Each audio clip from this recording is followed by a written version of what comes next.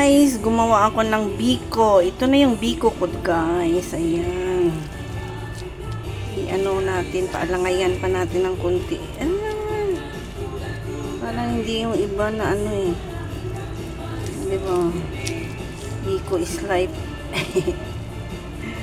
Nag-crave kasi ako. Ang dami no. Ayan na siya. Biko, biko. O diba ang sarap. Ganun lang. Pag nag-crave ako, Diyos ko Lord. Gusto ko talaga lutuin agad. Ayan. O diba.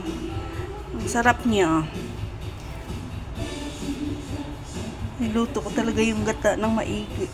Kaya masarap to. Para magtagal siya ba. Ayan.